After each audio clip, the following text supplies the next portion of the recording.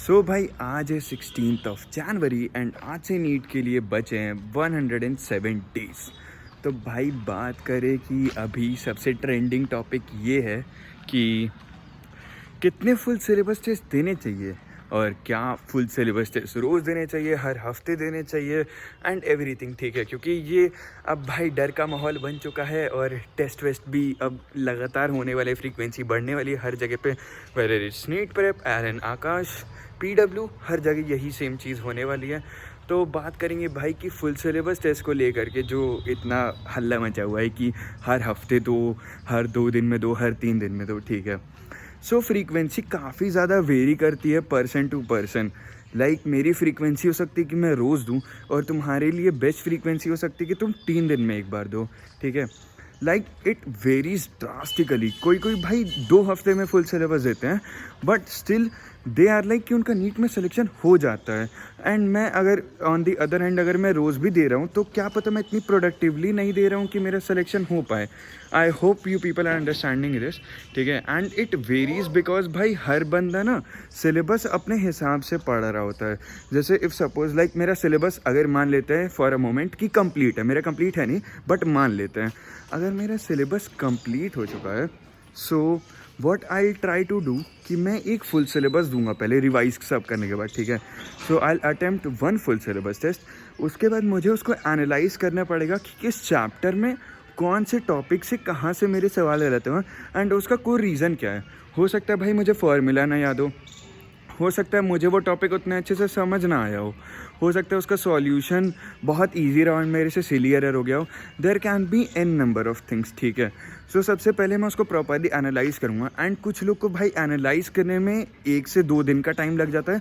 कुछ लोग 1 घंटे में ही एनालाइज कर लेते हैं, उनको टेस्ट के टाइम ही पता होता है कि ये चैप्टर इस मतलब ये क्वेश्चन इस चैप्टर के इस टॉपिक में से आया था, तो मेरा ये चीज़ फंस रही है।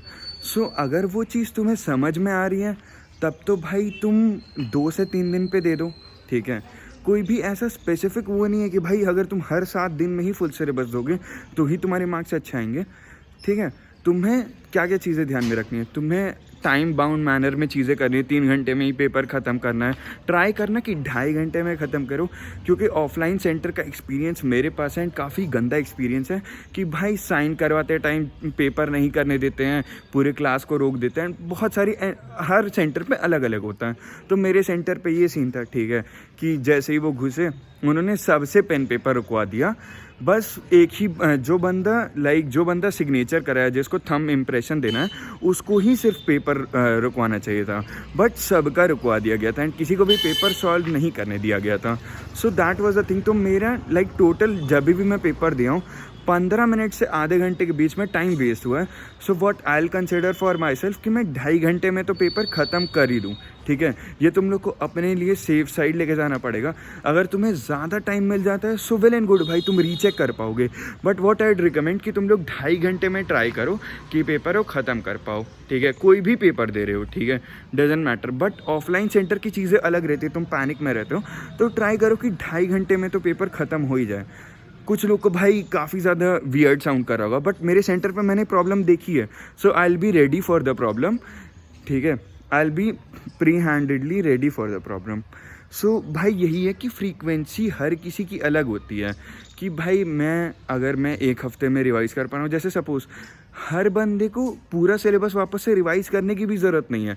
सपोज़ मैंने एक फुल सिलेबस दिया, फिर उसके बाद मैंने एनालाइज किया कि क्या क्या टॉपिक गलत हुए, किस किस चैप्टर में क्या क्या चीज़ें गलत हुई, और उसके बाद भाई मैं उसको उन टॉपिक्स को ही सिर्फ स्पेसिफिक टॉपिक्स को रिवाइज़ करूँगा, उसके बाद मैं फिर से देने बैठूँगा।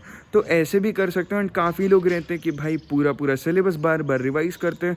I wouldn't recommend that. ठीक है, सो फ्रीक्वेंसी तुम लोग खुद के लिए डिसाइड करनी कि तुम लोग कितने दिन में एनालाइज कर पा रहे हो, कितने टाइम में पेपर दे पा रहे हो एंड कितने टाइम में उस एनालाइज चीज़ को तुम लोग रिवाइज़ कर पा रहे हो।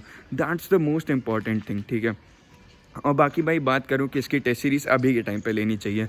सो भाई अभी के टाइम पे मामला बहुत क्लियर है, तुम्हें या तो एलन लेना या तो आकाश। ठीक है, जस्ट बिकॉज कि भाई वॉल्यूम चाहिए अभी तुम्हें जो भी ऑलरेडी स्टूडेंट्स पढ़ चुके हैं साल भर वो compete करेंगे उस टेस्ट सीरीज़ में। सारे नहीं पढ़े होते हैं उस टेस्ट सीरीज़ में, जो भी बैठ रहे हैं सारे बच्चे नहीं पढ़े होते हैं, बट जो लोग नीट देने वाले हैं वो उस टेस्ट सीरीज़ में ज़रूर से टेस्ट देने आएंगे। तो तुम्हें क्या करना है भाई, तुम्हें उनके सामने compete करना है, क्योंकि हर एक बंदे जो 25 लाख 20 लाख एस्पिरेंट्स पेपर दे रहे हैं, तुम्हारा सबसे कंपटीशन है वेदर दे आर प्रिपेयर्ड और नॉट प्रिपेयर्ड। तुम्हें अपना बेस्ट से बेस्ट देना है। तो अच्छी रैंकिंग के लिए, अच्छे वॉल्यूम ऑफ स्टूडेंट्स के लिए या तो एलन मेजर्स बाय कर लो जो कि परसों से स्टार्ट हो रहा है, या तो तुम लोग आकाश का FST बाय कर सकते हो जिसमें 8 पार्ट सिलेबस टेस्ट होंगे, 8 फुल सिलेबस टेस्ट होंगे। एंड इसका बेस्ट प्राइस मैं 4 से 5 दिन में तुम लोग के लिए लेके आ जाऊँगा। एंड भाई तुम लोग को सुन के बहुत ही मज़ा आ जाएगा कि क्या प्राइस आई है उसकी, ठीक है। और भाई बात करूँ आज के दिन के बारे में मेरे की कैसा गया एंड क्या चीज़ थी, ठीक है। सो सबसे पहले भाई आज मैंने COM का 1 शॉट नहीं देखा है, बस मैंने उसको रिवाइज़ किया है, क्योंकि भाई मैं जब सेंटर ऑफ मास का 1 शॉट देख रहा था ना, सो मुझे एक चीज़ स्ट्राइक हुई कि मुझे सेंटर ऑफ मास तो आता ही है, मतलब एज अ कॉन्सेप्ट वाली चीज़ मुझे उसका आता है। सो आई वाज लाइक कि भाई मैं इसको पढ़ क्यों रहा हूँ फिर, मतलब अगर तुम्हें वही चीज़ दोबारा से क्यों 1 शॉट के उस पे देखनी है जब तुम्हें वो चीज़ आती है और वो तुम्हें याद भी है यहाँ पे। I was like that. And मैं 11 फिज़िक्स में मजाक भी नहीं कर रहा हूँ, मेरे को मैक्सिमम चीज़ें आती थी। हाँ, हर चैप्टर में कुछ ना कुछ ऐसा टॉपिक होगा जो मुझे नहीं आता है, तो वो सारी चीज़ें मुझे रिवाइज़ करनी चाहिए थी, या लेक्चर डिटेल लेक्चर में से वो वाला पार्ट देखना चाहिए था। But I did that mistake, और मैं 12th में वो मिस्टेक नहीं करने वाला हूँ। सो आज मेरा फिज़िक्स पढ़ने का मन था, मतलब मन क्या था, वो टारगेट था, ठीक है। तो मैंने टारगेट को कंप्लीट किया अपने, और उसके बाद भाई बायो पढ़ना था, ठीक। तो बायो मेरे से पढ़ी नहीं जा रही है, लाइक सीरियसली मैं उस जोन में ही नहीं हूँ कि मैं बायो पढ़ूँ। आई नो भाई परसों टेस्ट है और मुझे 200 मेरे भाई 200 ही मार्क्स आने वाले, ठीक है। एलन मेजर्स में मेरे 200 मार्क्स आने वाले हैं। कल मैं बता दूंगा कि मेरा क्या क्या प्रिपेयर्ड है। और मेरा रोटेशन पढ़ने का मन नहीं था, केमिस्ट्री का तो आज कुछ टारगेट ही नहीं लिया था। मैंने सोचा था कि बायो अच्छे से कंप्लीट करूँगा, बट वो तो हो नहीं पाया है। So what I did was, physics में मेरा रोटेशन बचा हुआ है बस 11th फिज़िक्स में, ठीक। तो मतलब क्वेश्चन प्रैक्टिस तो मैंने की थी, ग्रेविटेशन के 30 क्वेश्चंस और फ्लूइड्स के 10-20 क्वेश्चंस, बस ये मैंने प्रैक्टिस किया था। और COM के काफ़ी सारे क्वेश्चंस लगाए, लाइक 30-40 क्वेश्चन COM के भी लगाए होंगे, ठीक है। So that was it for physics. Chemistry तो कुछ किया नहीं, केमिस्ट्री कुछ किया नहीं, बायो भी कुछ नहीं किया। उसके अलावा भाई मैंने फ़िज़िक्स में उठाया था, रोटेशन पढ़ने का मन तो था नहीं, तो मैंने उठाया था इलेक्ट्रिक फील्ड्स और चार्जेस, और उसमें भाई मुझे मैक्सिमम चीज़ें आती थी। तो मैंने MR सर के थ्योरी वाले जो भी मतलब क्लास नोट से उससे मैच किया कि क्या क्या मेरा टॉपिक मिसिंग है। तो मुझे 3 मतलब मैंने सब नोट करने के बाद मुझे मैक्सिमम चीज़ें आ रही थी, ठीक है। बट जो कैविटी वाले क्वेश्चंस थे वो मुझे नहीं आ रहे फॉर सम रीज़न, लाइक मुझे कैविटी वाले क्वेश्चन COM में आ रहे हैं बट उसमें नहीं आ रहे, ठीक है। सो मुझे वो देखना है। उसके बाद मेरा एक और टॉपिक था, ये इंडक्शन से जो प्लेट में चार्जेस डिवाइड करते हैं, लाइक अंदर बाहर +Q अंदर 0 है, फिर उसके बाहर वाले शेल में +2Q है, ऐसे करके जो भी चार्ज का वेरिएशन रहता है वो मुझे नहीं समझ आ रहा है। So I will study that. And ये सारी चीज़ें डिटेल लेक्चर में या 1 शॉट से जहाँ पे भी सलीम सर दिए होंगे या MR सर से भी देख लूँगा, जैसे भी मेरा मूड होगा उसके हिसाब से मैं देख लूँगा। एंड ये 2 टॉपिक थे, और एक और छोटा सा एक और टॉपिक था, वो मुझे अभी याद नहीं आ रहा है। सो मैंने फ़िज़िक्स में ये किया, बाकी केमिस्ट्री और बायो तो पढ़ा नहीं हूँ। That was pretty much it for the day. तो मिलते हैं भाई कल रात 8 बजे। पीस।